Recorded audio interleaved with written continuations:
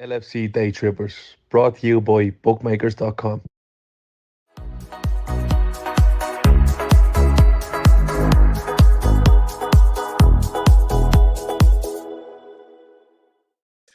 Hello, good evening, and welcome to the LFC Daytrippers, brought to you by bookmakers.com. It is our first full-time Reds of the season. I'm your host, Matt. I'm joined tonight by Kev O'Sullivan.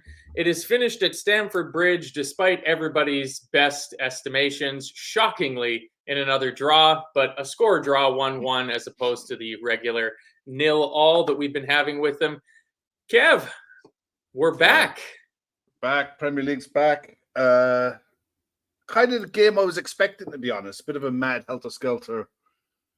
No real, everything a bit disjointed, everything a bit mad.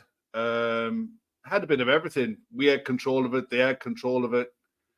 They had good moments. We had good moments. It had a bit of everything, but it's clear that both sides are missing. Both sides are works in progress. Both sides have definitely got things to do. But it was a good game. It was a good game to watch. If you were a neutral, sat home on a Sunday afternoon, you're enjoying watching that. You know, for a fan of either club, for a fan of us, you've got to nitpick and go through it like it's as if it's an absolute disaster. But I said in the group chat there before we come on, we'll find out in a couple of months how good a point that is. At the end of the day, most seasons, you go away to Chelsea and you get a point at Stamford Bridge. You're happy, you're coming away with a point and you're moving on to your next game. And we'll see soon enough if Pochettino turns them into a side that's challenging for top four or more. So, you know, at the end of the day, you take your point, first game of the season, plenty of positives, some negatives for sure, but you take your point and onwards to the next game on Bournemouth next, I think. I think it's such a good way of looking at it. Like, we were all very hyped up for the season. Obviously, there's a lot of background hullabaloo over a certain he who shall not be named. I don't know about your feed, but on the international feed, they did not say the word Caicedo one time. It was like they were told to not even go close to it. So they showed Bowley and John Henry in the ground once, and then that was it. And they didn't talk about it afterwards. But yeah, quite clearly. And you can see from the lineup. So, obviously, our lineup was fairly simple to predict. We end up going with the regular back five, a midfield of Gakpo, McAllister, and Szoboszlai, which I have to say I'm surprised by. I didn't think Szoboszlai would get the nod over Curtis Jones, but I thought he did very, very well today. Front three of Mo, Jota, and Diaz. So, obviously the talking point there is we're having to use Alexis McAllister in the sixth position because we just don't have that elusive defensive midfielder through the door yet. Were you surprised about that lineup at all, or were you expecting Szoboszlai to get the start? No, with who was available, I thought that was going to be the starting lineup. I didn't think it was going to be anything else short of an injury or something that we weren't told about. Unfortunately, we're in a situation at the minute where the team kind of picks itself. It's not a good place to be. It really isn't a good place to be. But saying that, I was more looking at their lineup and wondering how in the hell is that? How are they going to play? What are they going to do? And when their lineup came out, I thought, okay, that's going to be interesting because the Sassy started with Silva and Colwell as a back three. You had James and Chilwell as wing backs. Sanchez in goal, first game for him. No preseason with Chelsea for him at all. Fernandez, Gallagher, and Chukwuemeka in the middle of the park. I remember him when he was at Villa, and a lot of people who would be regulars in the chat would have been clampering for us to be in for him when he moved. But he looks a player, to be fair. He looks like he's developing physically. He's going to be a player. And Sterling and Jackson up front. And, man, he's a proper handful, isn't he? That's my first time seeing him. He's a proper handful. But I thought the way that this was going to line up, with us in playing that inverted fullback role, with them playing 3-5-2, I thought the game is wide. The game is wide. And we started off. We had a brilliant start to the game. It was the first bit of real action I saw, I remember off the top of my head, was Dominic Szoboszlai going on a mad run, going through 3 or 4 of them, and Jota taking a snapshot off his foot. And it just went high and wide. And I thought, yeah, this is going to be really good. We're going to be right on it. And we were. We played really well for the first half hour. The goal came early on as well. Absolute cracking ball from McAllister into Mo. Mo picked the pass inch perfect. Diaz's run was fantastic. Left James for dead. Inch perfect ball, 1-0. And it was a reward for the start that we'd made. We were pretty dominant in that first 15, 20 minutes. What did you make of the goal first and foremost? The goal was fantastic. In terms of how we're expecting Alexis McAllister to impact our team and our buildup, he's clearly not a bred in a lab number 6. No. He's clearly not that, but I thought he did the role quite well today, especially when that ball transitions from defense into attack. His ability to get on the ball, do that little half pivot, and get his head up and get the ball moving forward, it couldn't be exemplified any better than in the build-up to the goal. The ball goes back to Allison. He plays it out to Szoboszlai. Szoboszlai infield to Ibu Konate. Konate gives it to McAllister. And, the ball that he plays is perfect. Just perfect. Mo takes a touch or two, gets his head up. He sees that Diaz is about to make that run. He 100% has Dizazi for pace after getting past Reece James. And then another, just 2 beautiful balls back-to-back. Great finish. Just great finish. I couldn't have been happier with that. That's how I'm expecting us to try to attack differently as opposed to the last few seasons of having a little bit more control in the middle of the field, a little bit better build-up in the middle of the field because the players we have there are more capable of playing the passes like McAllister's capable of playing. Off the seat. There's nothing like the first goal of the season. So, remember that for the end of season quiz that's coming up, that Luis Diaz from Mo Salah was our first Premier League goal of the season. But yeah. But go on to, we got in, we got 1 up, and it could have been 2. It was, Chelsea started to come back into it a little bit, but then we got Salah put the ball in the back of the net, and it was a hair's breadth offside. It was offside. There's no question about it. But that is what you get from Trent being central, that ball into Salah. It was just so close. It was a brilliant finish because everyone expected him to go into the far corner, and he just waited for Sanchez to make a move, and he slotted it away. And I was thinking, 2-0, that was it. 2-0, we'll run on from here. But, it was offside. No, you can't argue about it. And it's at the end of the day, no matter how much we dominated that first 20, 25 minutes, goals make the difference. You can put all the pressure on you want.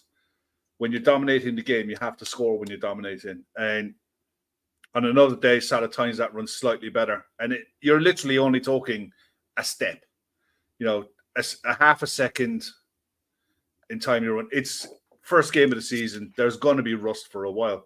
And, all well and good. And we're, moving along. Everything is hunky-dory. You're thinking life is absolutely fantastic. And then all of a sudden, bang. And it wasn't out of nowhere. Chelsea had got a foothold back into the game at this stage. And Pochettino had tweaked it by pushing Sterling wide out onto the right and doubling up on Robertson with Reece James because Diaz was trying to cover and come back. Gakpo was trying to get out wide, but neither of them could give Robertson the cover that he needed. And he was getting isolated, and they were playing around him for fun and games and recycling the ball out really well.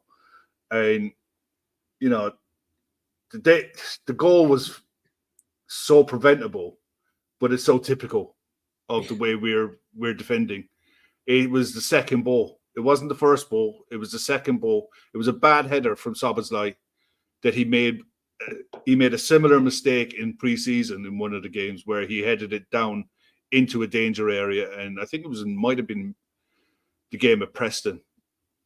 But it resulted in a goal, and this one, he couldn't get his neck around to clear it because he wasn't in the right position in the first place. Couldn't get the clearance, and ultimately punished by a goal from Disassi on his debut. But that's so frustrating because, we'd managed them well. Even though they were dominating the ball, Alisson wasn't being called on to work at all. It was that's the frustrating bit for me.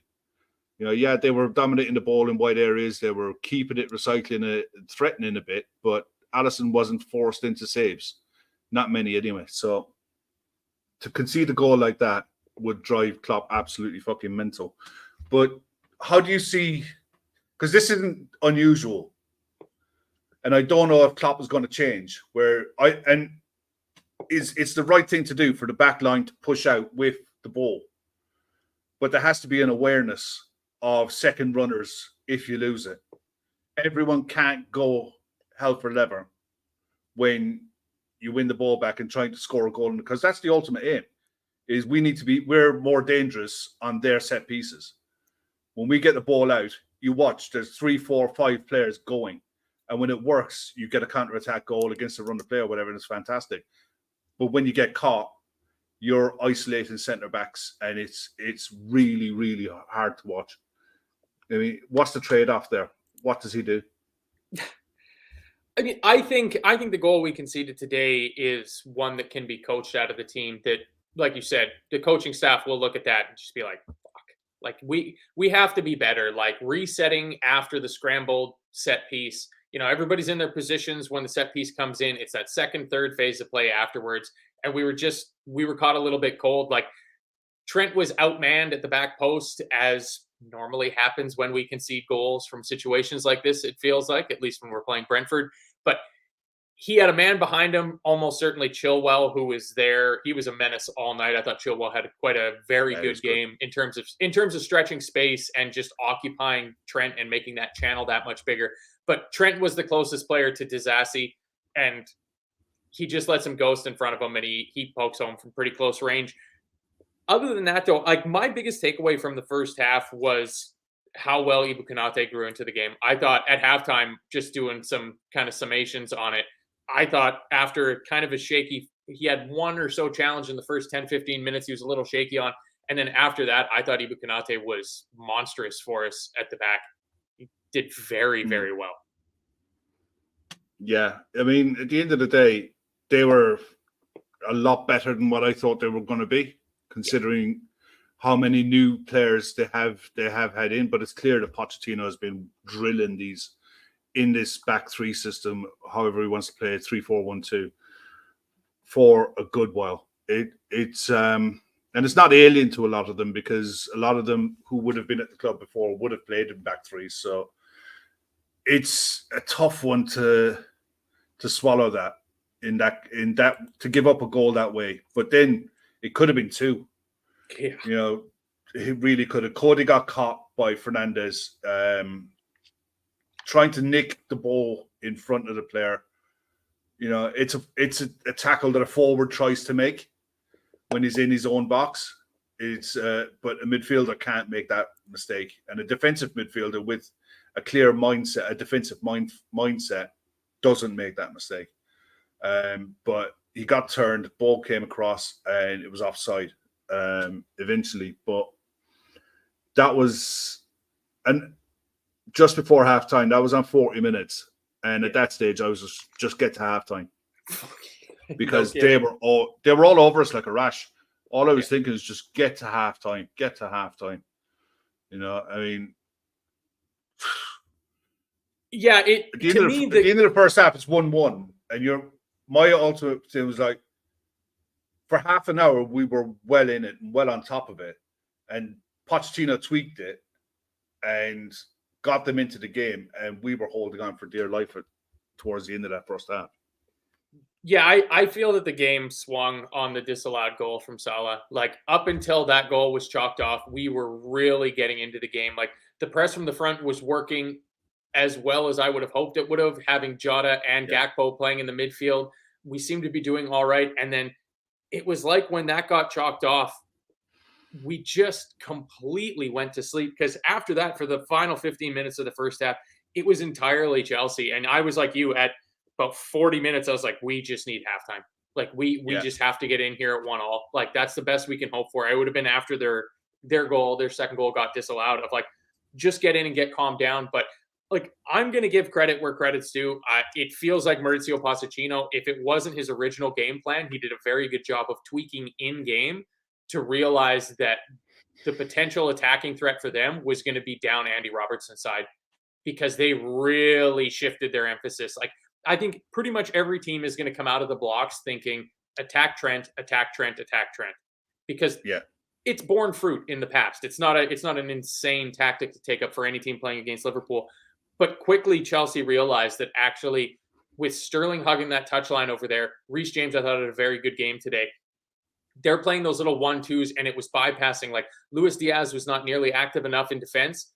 And Gakpo on that side, I think that was Cody Gakpo's worst game that he's had for Liverpool. He's featured in every game since we signed him in January of this year, and I think that might have been his worst game.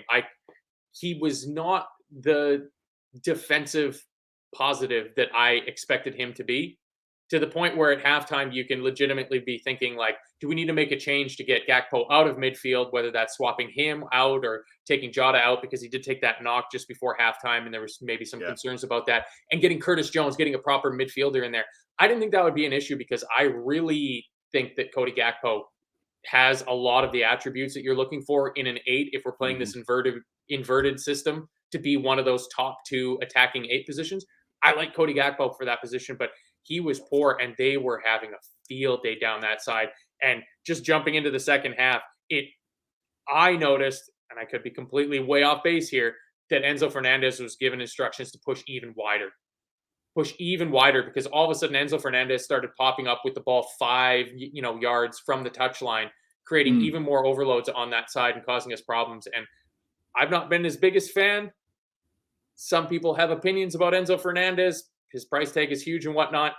I thought today he was the man of the match today. I thought Enzo Fernandez had a fantastic game. If they get someone in next to him, then they're going to be a problem for sure.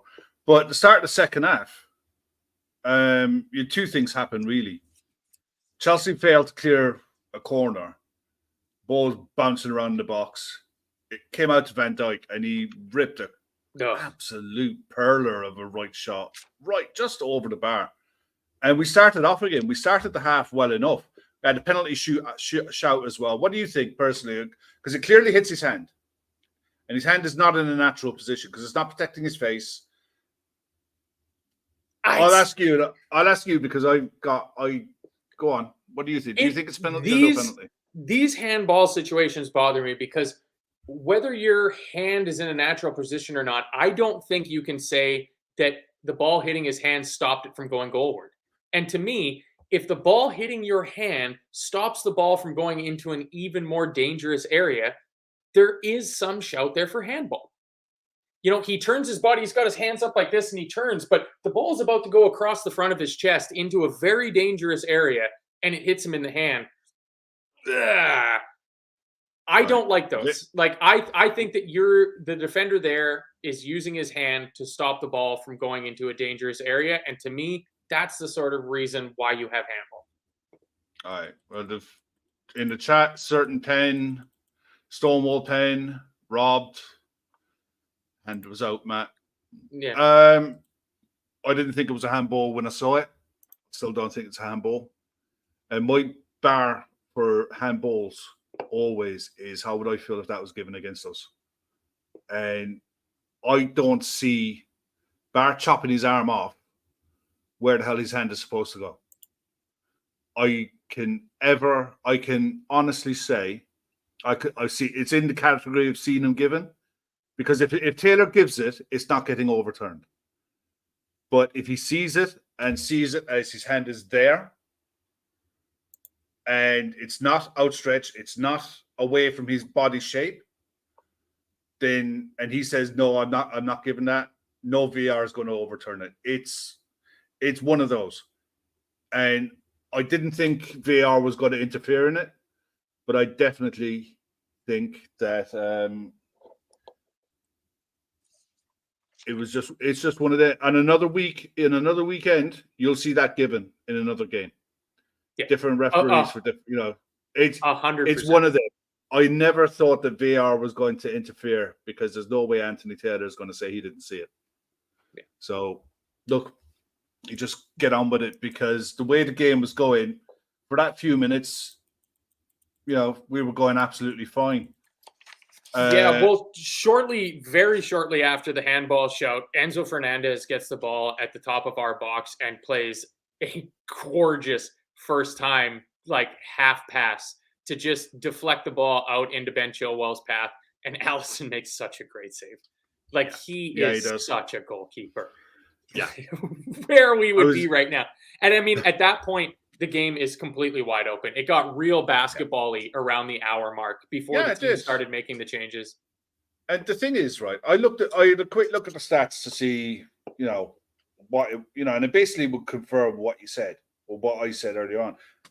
They had 4 shots on target. We had 1. Yeah. For all of the game, we didn't have the ball. They dominated the ball. I'd argue that we actually probably had arguably the better chances. We just didn't have we couldn't finish the chances that we did have. There were some good chances in the first half that either went wide, over the bar. But in general, we didn't work a new keeper hard enough. And we couldn't get the ball out to Salah often enough for him to line up Kobo as a kid making his debut and really give him a problem. And a large part of that, as a lot of people have said in the chat, is pure and simple. We couldn't control midfield. We couldn't control the ball. And at the end of the day, and I don't blame the players who are there. It's not really their fault. It's one of those that you need a defensive-minded midfielder to recycle the ball, as well as it gives it gives other players around them the protection, because as good as a player as McAllister is, and as decent a game as he had, he always had a problem with runners going off of him, and it happened a couple of times. And the other side of it is the other players around him will always have that in the back of their head, that split second, shall I, shan't I?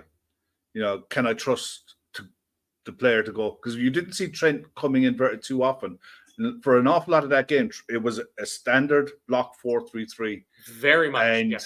And even when we got the ball, I think once in the second half for a period of time, after the changes had been made, we saw Trent invert into that midfield role, and you saw us dominate the ball for a period of play. But overall, look, credit to Chelsea in the way that they manipulated the ball in their system of play. They were very, very good, and we struggled with it. But at the end of the day, the second half really, after it was played in the middle third of the pitch, no one really did too much going either side. It was almost a case of, look, what you have, you hold, and both sides had that mentality. If you can win it, great. But whatever you do, don't lose it. And that was the mentality that I got from the last 10 minutes. But when the changes came, first after changes was it Jones and Darwin for Gakpo and Jota. Yeah. No problem with that? No, I think Darwin was always going to get into the game. I think if he doesn't start, he's going to come off of the bench pretty much in every single game that he's on the bench for. Yeah. I'm expecting, I have no idea when the show we recorded yesterday is going to go out, but I'm really hoping and expecting that Darwin Núñez is going to have a big season. So I was excited to see him coming off the bench because I thought, Disasi is slow as glacier ice. Thiago Silva is turning 39 years old in a matter of weeks. Let's get Darwin on there and let's have him go and attack at these two guys. And Curtis Jones, I thought he was going to start the game. So him coming on made perfect sense. It was one thing we said before the game when the lineups dropped of when you look at our bench, the one thing that was missing for me off of our bench was that guy that you look to when the game's in the balance. And that's, for me at least, comes entirely down to experience. It's that experienced head in the middle of the park. We're talking, of course, about your Jordan Hendersons, but especially a guy like James Milner to come on and just know the situation because you've been there 80, 90 Premier League games, before. You've been in every situation. You've seen it all. You know what this situation requires from you as a player. And we don't exactly have that. I thought Curtis Jones did actually really well after he came really on. well. Yeah. I really like Curtis Jones's little cameo that he had there. Darwin, a little hit and miss. I will say he seemed a little bit more lively once his hair got pulled out of that tight ponytail. I think Darwin's potential is being restricted by too tight of a man bun. As a member of the long-haired man fraternity, I'm gonna suggest that he just goes and rocks out with it, because I remember there was one game last year where Holland's hair came out and he went into absolute fucking beast mode. So Mati Tarek here with a 50 NOK. I'm not entirely sure what currency that is. Norway, I think. Oh, sweet. Oh, yeah, Norwegian kroners. So 50 Norwegian kroners. Here's to hoping it trades at a good rate. But super chat, thank you very much, Mati. He says, that was pretty sad. If this is it, it's going to be a long season. Elliott, best player. So Elliott came on in the second raft of substitutions.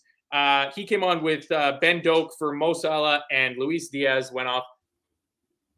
Mati, very much appreciate the 50 kroner donation. Once YouTube takes its cut, all that goes into our charity sponsor. So again, if you're listening to the show afterwards, check out in the show description. There's a link to our charity that we're sponsoring this season, the 12 Dublin women running the Dublin Marathon, raising money for breast cancer awareness. So we got a nice little donation, 35 Norwegian kroners into that fund for Monty's comment. But I really like Harvey Elliott. And I thought Harvey Elliott was very lively today in this game, picking up very good positions. There was one, can't remember exactly when it was, but he came over on the cover in defense and cut a ball out at the top of our box that could have been very dangerous. And it just shows that he's that much more switched on to it. But also, Mati, I don't think this is going to be it. I think that there's going to be some additions to this squad. Yeah, 100%. Hopefully we get some news between now and the next 3 hours when Gav and the gents go live with the Fatback 4 this evening. But, I mean, how did you like Ben Doak? How did you like Ben Doak? We don't want to step too much. I'm sure Shawnee's on tonight to talk about him. But, I mean, somebody asked here earlier what we made of Salah's reaction. John Halton asked earlier in the show what we thought of Salah's reaction. That's what I was going to come to, because you can't duck it and you can't ignore it. I hate petulance in players. If a manager's telling you to come off, he's telling you to come off for a reason. You don't see the bigger picture. You don't see the wider picture when you're on the pitch. I don't mind, head down, mutter to yourself, say, what's he playing at? What's the old guy playing at, taking me off? I'm the man, this, that, and the other. I'm sorry, Mo, you did fuck all in the second half, and we needed to make a change. And you're getting that bit older, and you're not going to play 90 minutes week in, week out all the time. I don't mind it being angry. I don't mind players getting it, being a bit angry when you're coming off, but save it for the dressing room. If you've got something to say it in private, not with the world watching and spitting your dummy out by throwing your tape on the floor. It's not as if we ain't got enough fucking problems at the club at the minute, rather than to have headlines of unsettled Mo Salah not happy at being taken off. Of course he's not happy, but he's also probably not happy at the fact that he didn't play very well in the second half and he couldn't get into the game. Either way, you take it into the dressing room with you and you say it to the manager to his face in private. You don't do what he did there. That's just 100% fucking wrong. And there's no arguing about it. I won't be fucking swayed either way. Yeah, on the substitutions themselves, look, the two lads that came on, Ben Doak, Harvey Elliott, lively, energetic, got around the pitch. There was one bit towards, I think there was about 5 minutes to go. Ben Doak got the ball, and there was an interchange with him and Trent. And all I wanted to do was him to turn around and stand his full back up and run at him and just see what happens. But didn't happen, didn't come. There's going to be plenty of minutes for him. This is why you didn't want him to go out on loan, because there's going to be games for him. He's going to play. And at 17 years of age, he holds absolutely no fear and no respect for defenders that he's facing. He doesn't care who you are. He's going to take you on, and he's going to try and make something happen. Harvey Elliott, bundle of energy, quality on the ball, as an eye for a pass. It can't complain about it. He did fine, but ultimately it was an away from home performance against a side who I think Pochettino is going to do really good job with Chelsea. The fact that Chelsea this season don't have Europe is the blessing that we had when we were out of Europe, and a manager can work with his players, 5 days a week on tactics, on system, on fitness, and use a core group of maybe 15, 16 players throughout the squad and, just build and build and build. I think Chelsea are going to be interesting this season. They are in a month, after 7-8 games, we'll look back and see if this is a good point or not. Yeah. If Chelsea do what Chelsea did last season and have an absolute banana season, where they're helter-skelter here, there, and everywhere, we'll be pissed off. If they go on a run and they start mounting results together, we'll turn around and say, yeah, that's a good away point. But ultimately, they bossed possession of the ball. But when you actually look at the cold, hard facts of the day, it was pretty even all the way through. We actually had more efforts, but didn't work their keeper enough. Our passing wasn't as accurate and as sharp as it needs to be. We're definitely short in the squad, and there's definitely work to do. 100% there's work to do in this transfer market. Whatever you do in your first game of the season, the most important thing is don't lose. Don't lose. Don't waste your entire preseason that you've been building up for and go away to a potential rival and lose. It was important that we got a point to come out of that today. Yeah, I mean, a game like away to Chelsea, it's always just don't lose. Unless it's the final 3 games of a title run in and you need the 3 points at an absolute minimum. It's a very level-headed and reasoned way of thinking about it, of let's wait and see where Chelsea are at the end of the season before we make total judgment on how good or bad this result is. And I totally agree with that. I mean, Chelsea finishing 12th, was it last year? Did they finish 12th? Yeah, they finished, but they were a basket case. Yeah. They were an absolute basket case from start to finish. I don't judge. I look at Chelsea and I look at a side who are perennial challengers, who are always going to be thereabouts at the end of the season. They had an absolute mare last year, and it was telling how far out of his depth their manager was, how much of a basket case their owner was. But what you've got in Pochettino is a manager who a lot of people really wanted at Liverpool if and when Jurgen Klopp leaves. I mean, that's probably not going to happen now. But at the same time, he is up there with one of the elite managers in the game. He's in the top 10 managers in world football. And you give a coach and his coaching team time to work with a squad, he'll build them into a good side. He will build them into a good side, no doubt in my mind. Yeah, I think at the end of the day, if we're here in 38 game weeks at the end of the Premier League season, come what may, it's very unlikely that Chelsea's going to be in the bottom 10. So that makes a draw at Stamford Bridge a lot easier for me to stomach, because I've been thinking about, doing season predictions and stuff like that in the build up to this weekend's kickoff and trying to think about the season. And for me, I've really looked at it in just kind of like chunks of teams. And it feels like there's going to be 9 to 11, maybe 12 teams this year that all legitimately could be drawn into a relegation fight. Maybe not one in May, but they could be in that relegation scrap in February sort of thing. Like, I'm talking Crystal Palace, West Ham, Fulham, like teams that were confidently mid-table last year. So when I look at what are going to be the bottom 10 teams at the end of the season, we were dreadful against that group of teams last season, especially away from home. If we can pick up, 49, 51, 54 points out of those 60 available against those bottom 20 teams, which last season is what Man City did. It's what Arsenal did. It's basically what United did. I think United got 48 or 49 points out of the 60 against the bottom 10 teams in the league. Chelsea's not going to be one of those teams. So this draw is going to look that little bit better. But yeah, clear, we were accused of being ridiculously positive very early on in the chat about this. There's no way of getting around it. I saved this one here from Darren super early in the show. He says a CDM will transform that team. And I liked it because it's both teams. Quite clearly, Enzo Fernandez and Alexis McAllister are both going to be more useful for their respective teams if there's a proper number 6 behind them that allows them to push further forward. Yeah, I mean, look at it from our point of view. It's no doubt. There's no doubt in my mind that we need 3 players.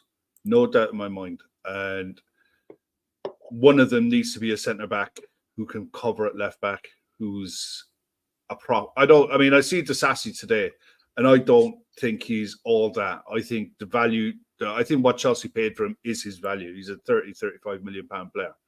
You know, he's not a superstar, but he's a decent, solid centre back who will come in and do a job for you. You've got players out there in the market that can come in and be that player. You know, no problem whatsoever. That's non-negotiable for me. The other one is 6, ideally 2. I think we definitely have to address midfield, and that has to be. You need to see something happening this week. I mean, we've been saying this for weeks now, and it's just dragging on. I'm sick to death of social media and social media reactions and ITK journalists thinking they're this, that, and the other, posting revelations about bids and almost bids and thinking about bids and sizing up options. Yeah, no, fuck off. Come back to me when you've put a bid in. Until then, shut up. I don't care. I'm sick to death of it. I just want a resolution. I want us to keep the up and down. I want us to keep the bid in. We have to keep our bid in. And if Chelsea want the player, Chelsea will have to pay to get the player. And if Chelsea get the player, they're getting a phenomenal player. That's their issue, and that's an issue for them down the line. Ultimately, there's nothing more that the club can do but win this auction that Brighton go and have a verbal agreement with the player that he wants to come to the club, and it all go pear-shaped. There is nothing more that the owners of the club can do on that situation.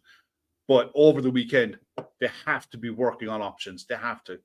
And it's not acceptable if they're not. If they're hanging their hat on this one kid, and I'm sure the lads are going to get into it in absolute detail tonight. If they're hanging their hat on this kid and it doesn't pan off, yeah, it's crazy.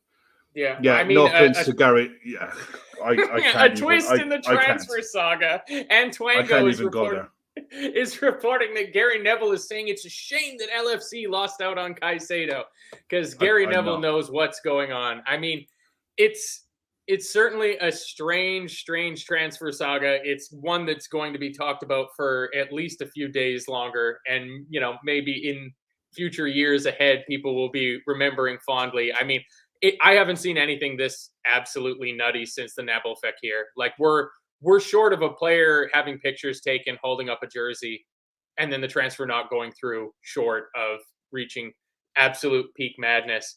But who'd you like in the game, Kev? Who is your man of the match for either team, and who'd you like from Liverpool? For us, how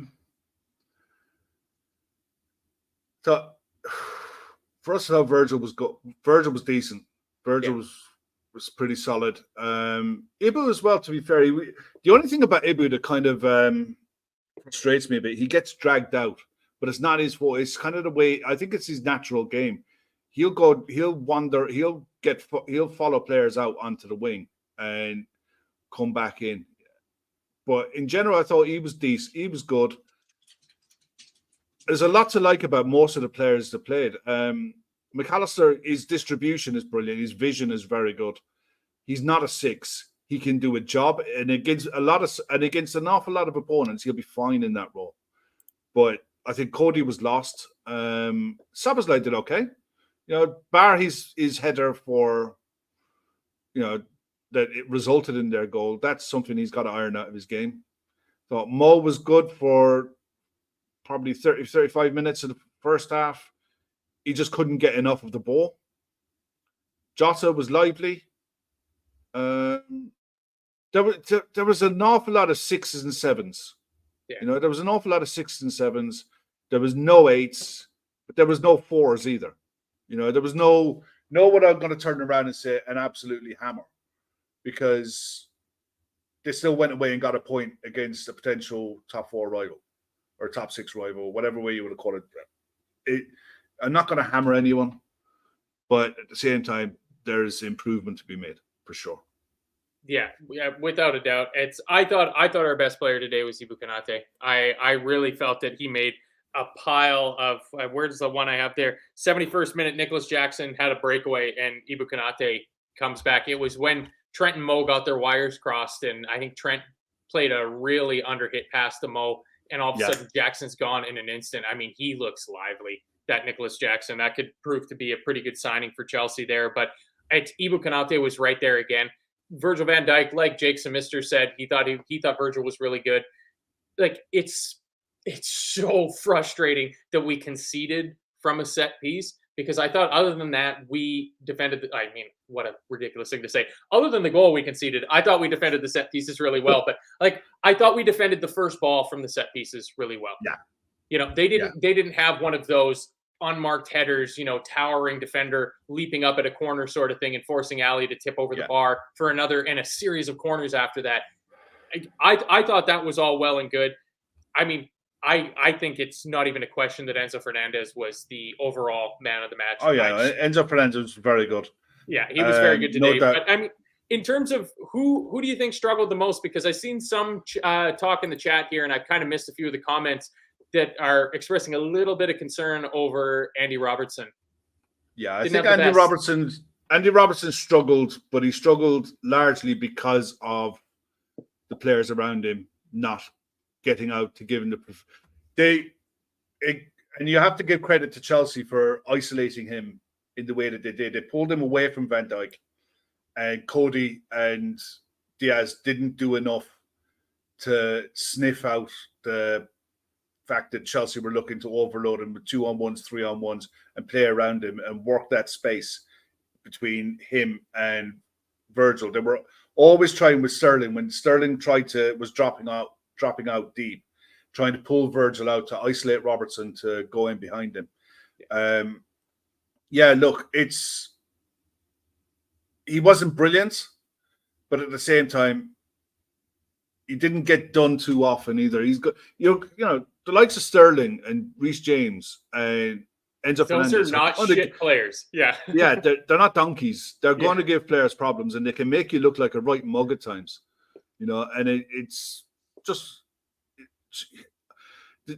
the problem is for Andy Robertson is the fact that Andy Robertson has been at the club now for a good while. He's pushing 30 years of age, and he's not going to be able to be, and even in the system that we're playing, he's not going to be that up and down left back that we're used to seeing, because that's not going to be the way he's asked to play. So he's got to evolve, but by evolving, it might help him as well. You know, it really might help him as well. But look, it's the first game of the season. I'm not going to lose my shit over someone getting isolated a couple of times in a game. Can't. Yeah, and that's why I brought this comment up here from Thor the Dyslexic Polyglot that says, lads, if this is the base, it is a million times better than the first game last year versus Fulham. Room for a little optimism. I mean, you said a million times and then a little optimism. It seems like a lot of optimism. I think it's a little better because you look at, in fairness, when they put up a stat on what I was watching, and it was of Mo's scored in every goal, every first game of the season that he's played, bar this one. But then you look at the opposition that he was playing against, Watford, Fulham, Norwich a couple of times. You know, it's like Leeds. It's almost like the luxury of where you finished the previous season gives you a soft intro into the next season, almost as if the games aren't random. You know, that a promoted side will always play a side who finishes in the top two. The champions are always going to end up playing against someone who they're expected to turn over. It's the just Vincent Company derby. And just randomly like that, you know. And then the other one is suddenly you want a 4:30 TV game that everyone's going to want to be glued to, first game of the season. This season it's us against Chelsea. You know, at the end of the day, two of the biggest clubs in the Premier League. So, you know, is what it is. Random. Yeah. Jackson impressed me. I thought he's he's young and he's raw, but there's a lot of potential there that, you know, he makes good runs. He's a strong runner, big lad, quick. It was one in the second half where Ibu ran with him and Ibu kept with him. You know, he didn't get away from Ibu. Ibu kept him on the outside, and that was good to see as well. Gallagher grew into the game. Sterling was decent. It was probably Sterling's best game against us for a while. I mean, it's a low bar, but I would agree with that. I would agree. But yeah, no. In general, I think there's more positives than negatives to come out of this game. There is. There's a lot to be pissed about, but at the same time, you take your point and you look forward to Bournemouth next weekend, as far as I'm concerned. Yeah, I mean, precisely, especially because we're going to have boots on the ground over in Liverpool for the next game. We got Gav and Emmett are heading over there, and Gav's got a fancy new piece of equipment that's going to allow him to do some live YouTube streams right from the heart of Liverpool on match day. So I cannot wait for that. Yeah, I mean, there's something different about, I mean, as much as we all love the day trippers here, there's just something about the buzz that's in this, like having been there twice, lucky enough to go twice in the last year. There's something about the buzz in the city on a match day that just, I don't know, it's like the cosmic microwave background radiation or something like that. Yeah. It changes everything. But I completely agree with you. I mean, we all wanted the win, obviously. We didn't get it. Another draw with Chelsea, it ticks over. My biggest takeaway from this is Chelsea are not nearly as shit as I was expecting them to be. I did not watch, regardless of the fact that they played their entire, I think, preseason in the United States. I didn't watch a second of Chelsea play in preseason. Yeah. So I had no idea what we were getting in for there. So I think this Chelsea team is going to be better than I thought they were. Enzo Fernandez might not be the £105 million waste of money that he looked like he might turn into. No, Enzo Fernandez is a brilliant player. He's a brilliant player. But you put someone next to him, you put a couple of players around him who are of an equal standard, you know, and no disrespect to Gallagher. Gallagher grew into the game, but he fucking needed to. He was poor for a large part of that game. And he's a transformative player because he's very good when he's getting forward. It's like Alexis McAllister for us. Alexis McAllister is wasted in the six. Yeah, he's wasted in the six. You put him playing off a striker, or you put him closer to Mo, and he's a different animal altogether. You know, he did a job today, but you put him in an 8 position or in a number 10 role, and he's a completely different animal. And we'll see that. I no doubt about it. We'll see that as the season evolves.